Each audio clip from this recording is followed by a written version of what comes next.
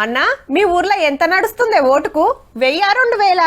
మీదికెళ్ళి కోటరా ఆఫా మా అక్కలకు చీరలు కూడా వంచుతుర్రట కదా ఆటోళ్ళు ఇచ్చిరి ఈటోళ్ళు ఇచ్చిరి ఇంట్లో 4-5 ఓట్లు ఉన్నోళ్ళకు పరతలు మంచిగానే పడతాయి అబ్బా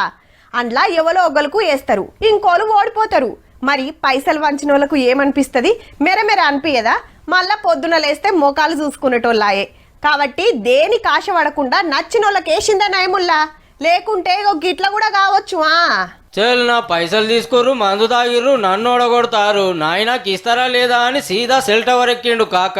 ఖమ్మం జిల్లా హరియతండాల భార్యను సర్పంచ్ పదవికి నిలబెట్టి మంచిగానే ఖర్చు పెట్టిండట కానీ ఎలక్షన్ ఓడిపోవడంతోటి పంచిన పైసలు వాపస్ ఇవ్వాలని జిజ్జు చేస్తే ఎవ్వరు ఇవ్వకుంటే చక్కగా పోయి మీద కూకుండా ఇస్తారా దుంకల్నా అని మరి ఊరోళ్ళు ఎట్లా బుదరికి ఇచ్చిర్రో అటెనక దిగిండట చిన్నగా పైసా వాయే పదవి రాకపాయే రందిలకి ఇట్లా చేస్తుర్రు అన్నట్టు బయట పడతలేరు కానీ చాలా మందే వసూలు చేసుకుంటుర్రట ఓట్లు పడనందుకు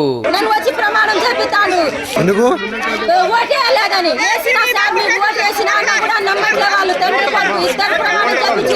ఇక సూర్యాపేట జిల్లా నాగారంలో రామచంద్రారెడ్డి తాత గెలిచిండు బీఆర్ఎస్ హిమ్మత్ తోటి పెద్ద మనిషికి 95 ఏళ్ళ అటుల్లో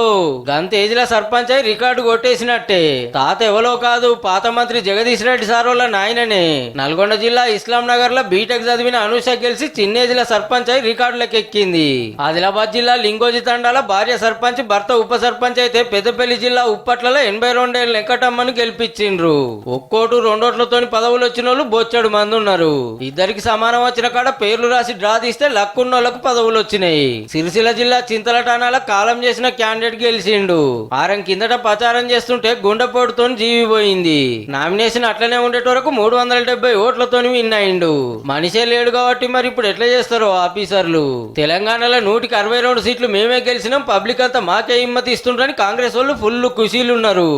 ఇవాళ పేద ప్రజలకి అందుతున్నటువంటి క్వాలిటీ సన్నబియ్యం ఇందిర మిల్లు రైతు భరోసా రైతు రుణమాఫీ ఏ ఇతర రాష్ట్రంలో లేనటువంటి సంక్షేమాన్ని రేవంత్ రెడ్డి గారు ప్రభుత్వం ఇవ్వగలిగింది కాబట్టి ఇవాళ ప్రజల యొక్క సంతోషాన్ని సర్పంచ్ ఎన్నికల ద్వారా ప్రకటింపజేశారనేది ఈ ఎల్లుండి 2వ మల్క ఓట్లు ఇయాటితోని ప్రచారం ఒడిచింది గుర్తులు చూపించుడు ఒక్క తీర్ల బతిలాడు నడిచింది మాకు పైసలు కాదు పనులు ముఖ్యమని ఫ్లెక్సీలు రాసి పెడతారు ఆడాడ